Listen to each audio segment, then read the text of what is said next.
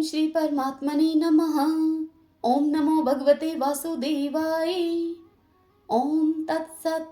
श्री गणेशाय नमः। श्रीमद् भागवत महापुराण कथा प्रथम स्कंद। भगतजनों, आज हम श्रीमद् भागवत महापुराण कथा के प्रथम स्कंद से अध्याय 1, 2 और 3 की कथा को सुनेंगे। आज की कथा में हम सुनेंगे श्री सूत जी से शौनक आदि ऋषियों का प्रश्न तथा भगवत कथा और भगवत भक्ति का महात्म्य और भगवान के अवतारों का वर्णन। आज के पावन दिन हम इस कथा का रसपान करेंगे। भगतजनों, मेरी आप सबसे एक छोटी सी रिक्वेस्ट है, जब भी आप किसी कथा का रसपान करते हैं तो आप जो वीडियो में पिक्चर्स दिखाई जाती हैं उन पिक्चर्स में ध्यान न दे करके आंखें बंद करके अपने मन की आंखों से जो कथा सुनाई जाती है उस कथा का सारा वृत्तांत मन की आंखों से देखेंगे तो आपको कथा को सुनने में और भी अधिक आनंद आएगा। बहुत ही भाग्यशाली होते हैं वो लोग जो श्रीमद् भागवत महापुराण की कथाओं का आनंद लेते हैं। आप सभी बहुत भाग्यशाली हैं और मैं भी बहुत भाग्यशाली हूँ कि मुझे इन कथाओं को सुनाने का सुअवसर प्राप्त हुआ है। यदि कथा को सुनने में आनंद आए तो वीडियो को आप लाइक करें और कमेंट बॉक्स में जय श्री कृष्ण जरूर लिखें। यही एक माध्यम है जिसके द्वारा मुझे यह पता चलता है कि आपको इन कथाओं को सुनने में आनंद आ रहा है। मेरा यह प्रयास सफल हो रहा है और यदि आप कुछ अलग से सुनना चाहते हैं तो वह भी आप बताइएगा, अपने को सुझाव भी दीजिएगा। तो आइए आज की कथा का श्रवण करते हैं। ओम श्री राधा कृष्णाभ्याम नमो नमः। जिससे इस जगत की सृष्टि, स्थिति और प्रलय होते हैं, क्योंकि वह सभी सद्रूप पदार्थों में अनुगत हैं और असत पदार्थों से पृथक है।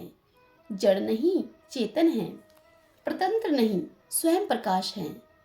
जो ब्रह्मा अथवा हिरण्यगर्भ नहीं, प्रत्युत उन्हें अपने संकल्प से ही जिसने उस वेद ज्ञान का दान किया है, जिसके संबंध में बड़े बड़े विद्वान भी मोहित हो जाते हैं। उन जैसे तेजोमय सूर्य रश्मियों में जल का, जल में स्थल का और स्थल में जल का भ्रम होता है, वैसे ही जिसमें यह त्रिगुणमयी जागृत स्वपन सुषुप्ति रूपा सृष्टि मिथ्या होने पर भी अधिष्ठान सत्ता से सत्यवत प्रतीत हो रही है, उस अपनी स्वयं प्रकाश ज्योति से सर्वदा और सर्वथा माया और माया कार्य से पूर्णतः मुक्त रहने वाले परम सत्य रूप परमात्मा का हम ध्यान करते हैं। महामुनि व्यासदेव के द्वारा निर्मित इस श्रीमद् भागवत महापुराण में मोक्ष पर्यंत फल की कामना से रहित परम धर्म का निरूपण हुआ है। इसमें शुद्धांतकरण सत्पुरुषों के जानने योग्य उस वास्तविक वस्तु परमात्मा का निरूपण हुआ है, जो तीनों तापों का जड़ से नाश करने वाली और परम कल्याण देने वाली है। अब और किसी साधन या शास्त्र से क्या प्रयोजन है। जिस समय भी सुकृति पुरुष इसके श्रवण की इच्छा करते हैं, ईश्वर उसी समय अविलंब उनके हृदय में आकर बंदी बन जाता है। रस के मर्मज्ञ भगतजन, यह श्रीमद् भागवत वेद रूप कल्प वृक्ष का पका हुआ फल है। श्री शुकदेव रूप तोते के मुख का संबंध हो जाने से यह परमानंदमयी सुधा से परिपूर्ण हो गया है। इस फल में छिलका, गुठली आदि त्याज्य अंश तनिक भी नहीं है। यह मूर्तिमान रस है। जब तक शरीर में चेतना रहे तब तक इस भगवत रस का निरंतर बारंबार पान करते रहो, क्योंकि यह भगवत रस पृथ्वी पर ही सुलभ है। अब कथा प्रारंभ होती है। एक बार भगवान विष्णु एवं देवताओं के परम पुण्यमय क्षेत्र नैमिषारण्य तीर्थ में शौनक आदि ऋषियों ने भगवत प्राप्ति की इच्छा से सहस्त्र वर्षों में पूरे होने वाले एक महान यज्ञ का अनुष्ठान किया। एक दिन उन लोगों ने प्रातःकाल अग्निहोत्र आदि नित्य कृत्यों से निवृत्त होकर सूत जी का पूजन किया और उन्हें ऊंचे आसन पर बैठाकर बड़े आदर से उनसे यह प्रश्न किया। ऋषियों ने सूत जी से कहा, हे सूत जी, आप निष्पाप हैं। आपने समस्त इतिहास, पुराण और धर्म शास्त्रों का विधि पूर्वक अध्ययन किया है तथा उनकी भली भांति व्याख्या भी की है। वेद वेताओं में श्रेष्ठ भगवान बादरायण ने एवं भगवान के सगुण निर्गुण रूप को जानने वाले दूसरे मुनियों ने जो कुछ जाना है, उन्हें जिन विषयों का ज्ञान है, वह सब आप वास्तविक रूप में जानते हैं। आपका हृदय बड़ा ही सरल और शुद्ध है, इसी से आप उनकी कृपा और अनुग्रह के पात्र हुए हैं। गुरुजन अपने प्रेमी शिष्य को गुप्त से गुप्त बात भी बतला दिया करते हैं। हे आयुष्मान, आप कृपा करके यह बतलाइए कि उन सब शास्त्रों, पुराणों और गुरुजनों के उपदेशों में कलयुगी जीवों के परम कल्याण का सहज साधन आपने क्या निश्चय किया है। आप संत समाज के भूषण हैं। इस कलयुग में प्राय लोगों की आयु कम हो गई है। साधन करने में लोगों की रुचि और प्रवृत्ति भी नहीं है। लोग आलसी हो गए हैं। उनका भाग्य तो मंद है ही, समझ भी थोड़ी है उनमें। इसके साथ ही वे नाना प्रकार की विघ्न बाधाओं से घिरे हुए भी रहते हैं। शास्त्र भी बहुत से हैं, परंतु उनमें एक निश्चित साधन का नहीं। अनेक प्रकार के कर्मों का वर्णन है उनमें। साथ ही वे इतने बड़े हैं कि उनका एक अंश सुनना भी बड़ा कठिन है। आप परोपकारी हैं। अपनी बुद्धि से उनका सार निकालकर प्राणियों के परम कल्याण के लिए हम श्रद्धालुओं को सुनाइए, जिससे कि हमारे अंतःकरण की शुद्धि प्राप्त हो। हे प्यारे सूत जी, आपका कल्याण हो। आप तो जानते ही हैं कि यदुवंशियों के रक्षक भक्त वत्सल भगवान श्री कृष्ण वासुदेव की धर्म पत्नी देवकी के गर्भ से क्या करने की इच्छा से अवतरण हुए थे। हम उसे सुनना चाहते हैं। आप कृपा करके हमारे लिए उसका वर्णन कीजिए, क्योंकि भगवान का अवतार जीवों के परम कल्याण और उनकी भगवत प्रेममयी समृद्धि के लिए ही होता है।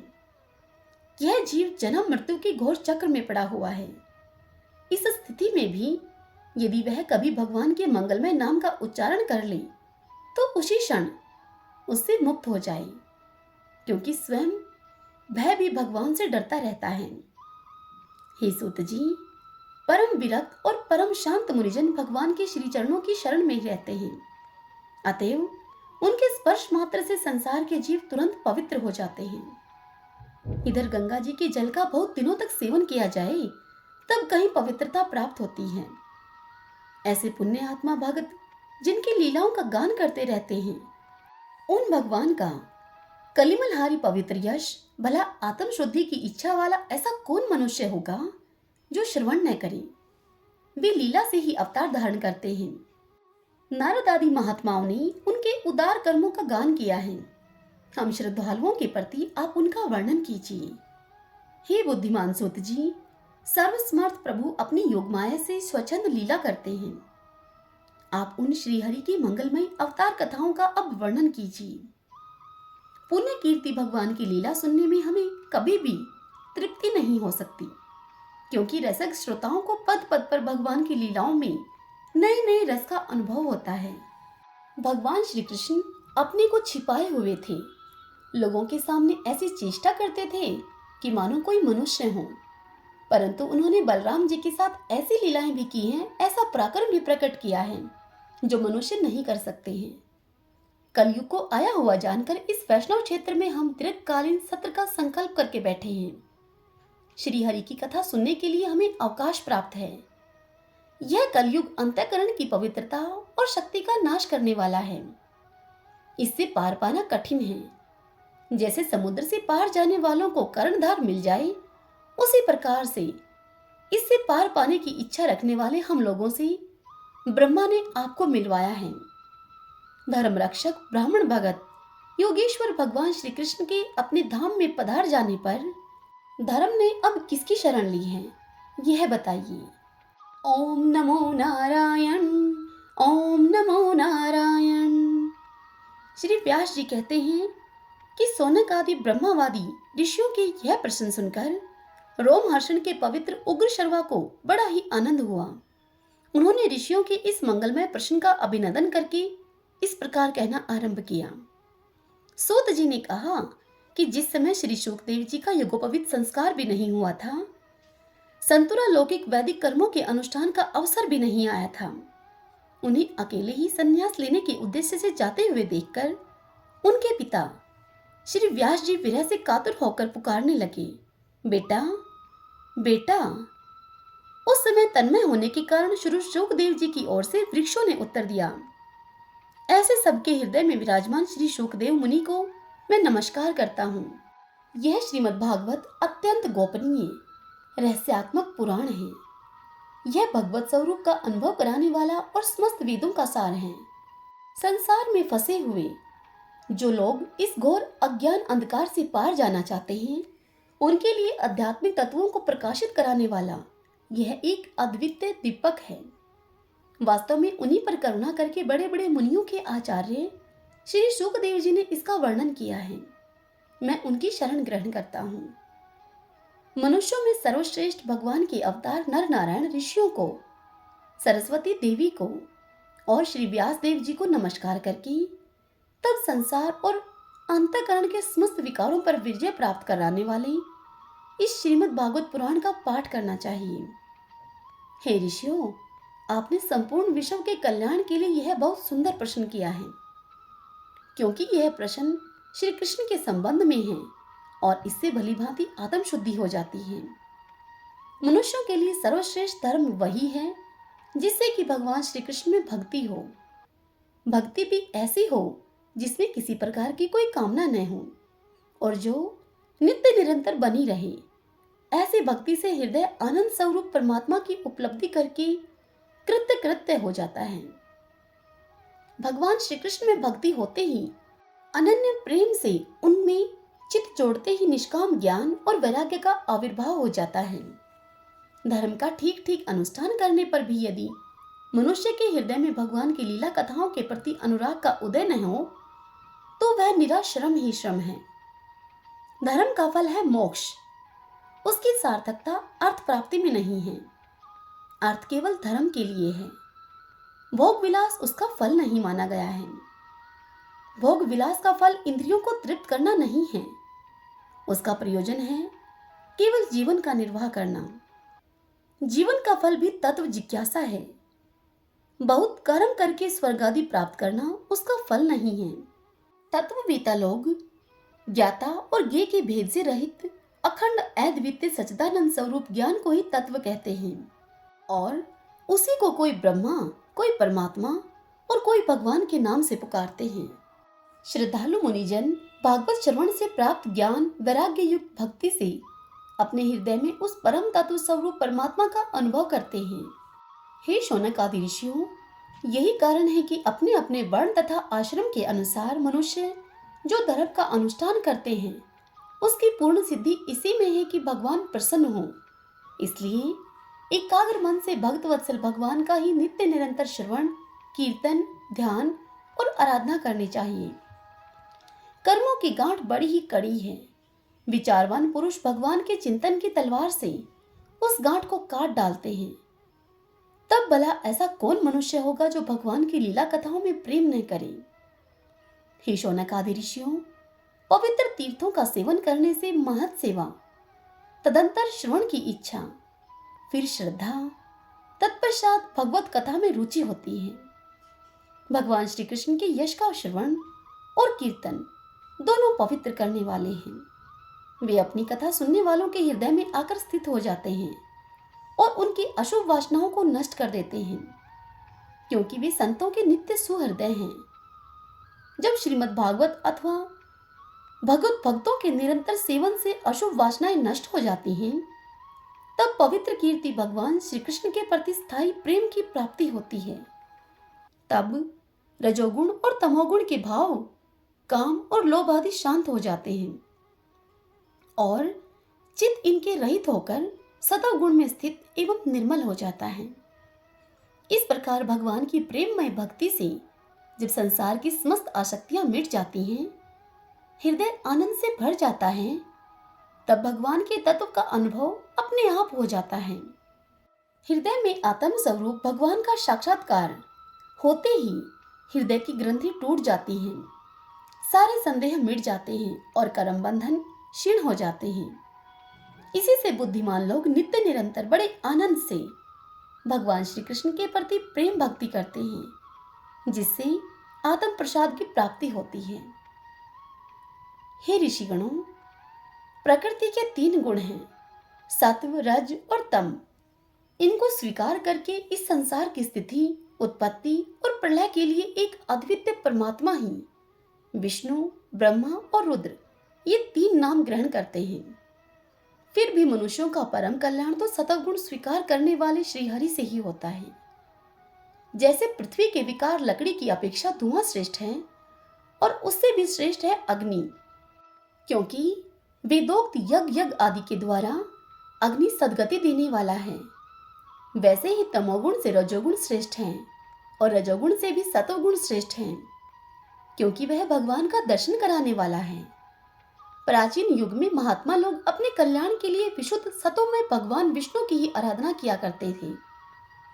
अब भी जो लोग उनका अनुसरण करते हैं वे उन्हीं के समान कल्याण भाजन होते हैं। जो लोग इस संसार सागर से पार जाना चाहते हैं वे यद्यपि किसी की निंदा तो नहीं करते, न किसी से द्वेष ही करते हैं, फिर भी यह घोर रूप वाले तमोगुणी रजोगुणी भैरव आदि भूत पतियों की उपासना न करके सतोगुणी विष्णु भगवान और उनके अंश कला स्वरूपों का ही भजन किया करते हैं। परंतु जिसका स्वभाव रजोगुणी अथवा तमोगुणी है वे धन ऐश्वर्य और संतान की कामना से भूत पितृ और प्रजापतियों की उपासना करते हैं, क्योंकि इन लोगों का स्वभाव उन भूत आदि से मिलता जुलता होता है। वेदों का तात्पर्य श्री कृष्ण में ही है, यज्ञों के उद्देश्य श्री कृष्ण ही हैं, योग श्री कृष्ण के लिए ही किए जाते हैं और समस्त कर्मों की परिसमाप्ति भी श्री कृष्ण भगवान में ही है। ज्ञान से ब्रह्मा स्वरूप श्री कृष्ण की ही प्राप्ति होती है। तपस्या श्री कृष्ण की प्रसन्नता के लिए ही की जाती है। श्री कृष्ण के लिए ही धर्मों का अनुष्ठान होता है और सब गतियां श्री कृष्ण में ही समा जाती हैं। यद्यपि भगवान श्री कृष्ण प्रकृति और उसके गुणों से अतीत हैं, फिर भी अपनी गुणमयी माया से जो प्रपंच की दृष्टि से है और तत्व की दृष्टि से नहीं है, उन्होंने ही सर्ग के आदि में इस संसार की रचना की थी। ये सत्व रज और तम तीनों गुण उसी माया के विलास हैं। इनके भीतर रहकर भगवान इनसे युक्त सरीखे मालूम पड़ते हैं। वास्तव में तो वे परिपूर्ण विज्ञानंद घन हैं। अग्नि तो वस्तुतः एक ही है, परंतु जब वह अनेक प्रकार की लकड़ियों में प्रकट होती है तब अनेक सी मालूम पड़ती है। वैसे ही सबके आत्म रूप भगवान तो एक ही हैं, परंतु प्राणियों की अनेकता से अनेक जैसे जान पड़ते हैं। भगवान ही सूक्ष्म भूत तन्मात्रा इंद्रिय और अंतःकरण आदि गुणों के विकारभूत भावों के द्वारा नाना प्रकार की योनियों का निर्माण करते हैं और उनमें भिन्न भिन्न जीवों के रूप में प्रवेश करके उन योनियों के अनुरूप विषयों का उपभोग करते कराते हैं। वे ही संपूर्ण लोकों की रचना करते हैं और देवता पशु पक्षी मनुष्य आदि योनियों में लीला अवतार ग्रहण करके सतव गुण के द्वारा जीवों का पालन पोषण करते हैं। ओम नमो नारायण, ओम नमो नारायण। श्री सूत जी कहते हैं कि हे शौनक आदि ऋषियों, सृष्टि के आदि में भगवान ने लोकों के निर्माण की इच्छा की। भगवान की इच्छा होते ही उन्होंने महत तत्व आदि से निष्पन्न पुरुष रूप ग्रहण किया। उसमें 10 इंद्रियां, 1 मन और 5 भूत, ये 16 कलाएं थीं। उन्होंने कारण जल में शयन करते हुए जब योग निद्रा का विस्तार किया तब उनके नाभि सरोवर में से एक कमल प्रकट हुआ और उस कमल से प्रजापतियों के अधिपति ब्रह्मा जी उत्पन्न हुए। भगवान के उस विराट स्वरूप के अंग प्रत्यंग में ही समस्त लोकों की कल्पना की गई है। वह भगवान का विशुद्ध सतोमय श्रेष्ठ रूप है। योगी लोग दिव्य दृष्टि से भगवान के उस रूप का दर्शन करते हैं। भगवान का वह रूप हजारों पैर, जांघें, भुजाएं और मुख के कारण अत्यंत विलक्षण है। उसमें सहस्त्रों सिर, हजारों कान, हजारों आंखें और हजारों नासिकाएं हैं। हजारों मुकुट, वस्त्र और कुंडल आदि आभूषणों से वह उलसित रहता है। भगवान का यही पुरुष रूप, जिसे नारायण कहते हैं, अनेक अवतारों का अक्षय कोश है। इसी से सारे अवतार प्रकट होते हैं। इस रूप के छोटे से छोटे अंश से देवता, पशु पक्षी और मनुष्य आदि योनियों की सृष्टि होती है। उन्हें प्रभु ने पहले कौमार सर्ग में सनक, सनंदन, सनातन और सनत कुमार, इन 4 ब्राह्मणों के रूप में अवतार ग्रहण करके अत्यंत कठिन अखंड ब्रह्मचार्य का पालन किया। दूसरी बार इस संसार के कल्याण के लिए समस्त युगों के स्वामी उन भगवान ने ही रसातल में गई हुई पृथ्वी को निकाल लाने के विचार से शुकर रूप ग्रहण किया। ऋषियों की सृष्टि में उन्होंने देवऋषि नारद के रूप में तीसरा अवतार ग्रहण किया और सातवां तंत्र का अर्थात जिसे नारद पांच रात्र कहते हैं उसका उपदेश किया। उसमें कर्मों के द्वारा किस प्रकार कर्म बंधन से मुक्ति मिलती है इसका वर्णन है। धर्म पत्नी मूर्ति के गर्भ से उन्होंने नर नारायण के रूप में चौथा अवतार ग्रहण किया। इस अवतार में उन्होंने ऋषि बनकर मन और इंद्रियों को सर्वथा संयम में रख के बड़ी कठिन तपस्या की। पांचवें अवतार में वे सिद्धों के स्वामी कपिल के रूप में प्रकट हुए और तत्वों का निर्णय करने वाले सांख्य शास्त्र का, जो समय के फेर से लुप्त हो गया था, आसुरी नामक ब्राह्मण को उपदेश किया। उसका अनुसुईया के वर मांगने पर छठे अवतार में वे अत्रि की संतान दत्तात्रेय हुए। इस अवतार में उन्होंने अलर्क एवं प्रहलाद आदि को ब्रह्म ज्ञान का उपदेश किया। सातवीं बार रुचि प्रजापति की आकुति नामक पत्नी से यज्ञ के रूप में उन्होंने अवतार ग्रहण किया और अपने पुत्र याम आदि देवताओं के साथ स्वयंभू मनवंतर की रक्षा की। राजा नाभि की पत्नी मेरु देवी के गर्भ से ऋषभ देव के रूप में भगवान ने आठवां अवतार ग्रहण किया। इस रूप में उन्होंने परमहंसों का वह मार्ग जो सभी आश्रमियों के लिए वंदनीय है वह मार्ग दिखाया। ऋषियों की प्रार्थना से 9वीं बार वे राजा पृथु के रूप में अवतरण हुए। शौनक आदि ऋषियों, इस अवतार में उन्होंने पृथ्वी से समस्त औषधियों का दोहन किया था। इससे यह अवतार सबके लिए बड़ा ही कल्याणकारी हुआ। चाक्षुष मनवंतर के अंत में जब सारी त्रिलोकी समुद्र में डूब रही थी, तब उन्होंने मत्स्य के रूप में 10वां अवतार ग्रहण किया और पृथ्वी रूपी नौका पर बैठाकर अगले मनवंतर के अधिपति वायवस्वत मनु की रक्षा की। जिस समय देवता और दैत्य समुद्र मंथन कर रहे थे, उस समय 11वां अवतार धारण करके कच्छ रूप से भगवान ने मंदराचल को अपनी पीठ पर धारण किया।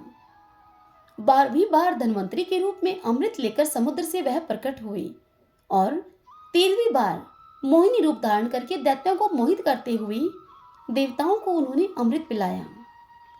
14वें अवतार में उन्होंने नरसिंह रूप धारण किया और अत्यंत बलवान दैत्यराज हिरण्यकशिपु की छाती अपने नखों से अनायास इस प्रकार फाड़ डाली जैसे चटाई बनाने वाला सीख को चीर डालता है।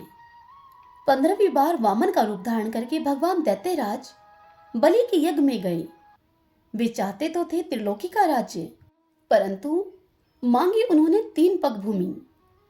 16वें परशुराम अवतार में जब उन्होंने देखा कि राजा लोग ब्राह्मणों के द्रोही हो गए हैं, तब क्रोधित होकर उन्होंने पृथ्वी को 21 बार क्षत्रियों से शून्य कर दिया।